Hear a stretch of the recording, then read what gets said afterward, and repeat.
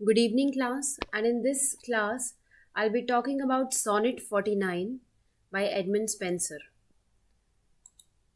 So, Sonnet 49 says, Very cruel, why are you so fierce and cruel? Is it because your eyes have power to kill? Then know that mercy is the mightiest I will, and greater glory think to save than spill. But if it be your pleasure and proud will to shew the power of your imperious eyes, then not on him that never thought you ill, but bend your force against your enemies, let them feel the utmost of your cruelties, and kill with looks, as cockatrice do. But him that at your footstool humbled lies, with merciful regard give mercy to.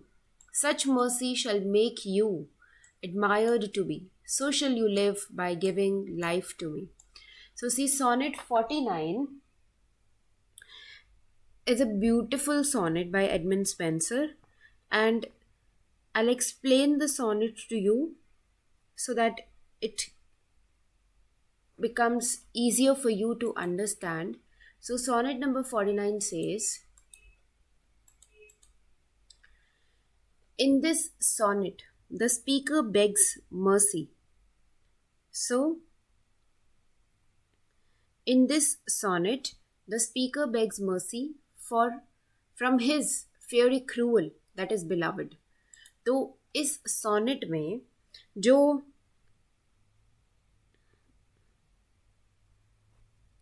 Speaker है वो क्या कह रहा है, वो अपनी beloved से mercy की डिमांड कर रहा है।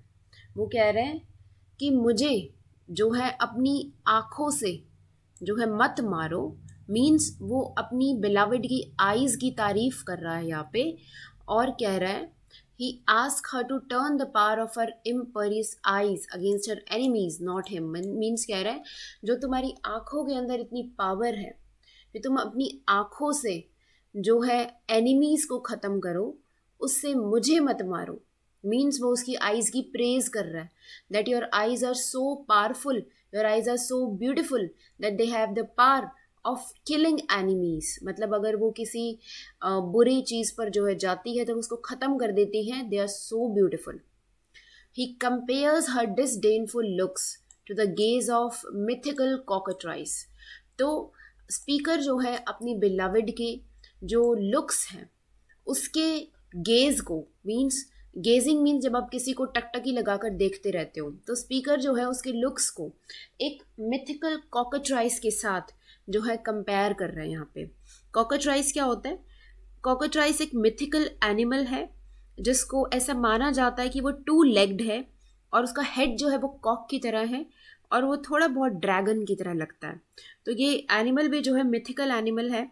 तो जो बिलावेड स्पीकर है, सॉरी, वो अपने बिलावेड के लुक्स को, अपने बिलावेड के ब्यूटीफुल लुक्स को कॉकट्राइस से कंपेयर कर रहा है, जिसके अंदर इतनी पावर है कि वो प्रे को, मीन्स अपने शिकार को एक दूर से, डिस्टेंस से ख़त्म कर सकती है। ठीक है। He pleads that he lies humbled at her footstool and therefore should be shown the mercy due a servant or captive। तो वो उसको प्लीड कर रहा है, उसको रिक्वेस्ट कर रहा है कि एक हम्बल मैनर में कि मैं तुम्हारे फुट में रहना चाहता हूँ एंड देयरफॉर मैं तुमसे मर्सी की डिमांड करता हूँ।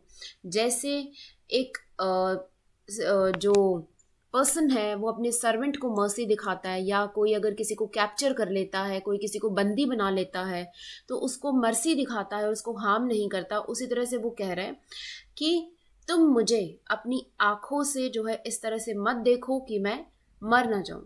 Not harmed as she might an aggressor. तो यहाँ पर स्पीकर जो है अपनी जो बिलावेड है उसकी आइज़ की तारीफ करते हुए सब कुछ बोल रहा है। He finishes by reminding her that. तो अब वो अपने सोनेट को फिनिश करता है जहाँ पे वो उसे रिमाइंड कराता है, such mercy shall you make admired to be, thus addressing himself to either her good nature or her vanity to make his case।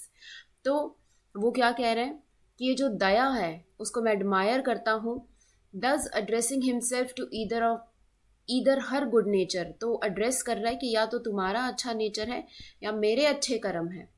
तो ये था सोनेट नंबर 49, जहाँ पे एडमंड स्पेंसर ने जो है अपनी बिलवड की तारीफ में ये सब बताया है और लिखा है कि उसकी आइज़ में इतनी पावर है कि वो प्रे को जो है एक डिस्टेंस से मार सकती हैं, और एनिमीज़ को जो है वो अपनी आँखों से ही जो है, आँखों के इशारे से ही जो है ख़त्म कर सकती है। So I guess this sonnet is very much clear to you. In case you have doubts, do drop down your doubts in the comment section below. And thank you so much for watching the class.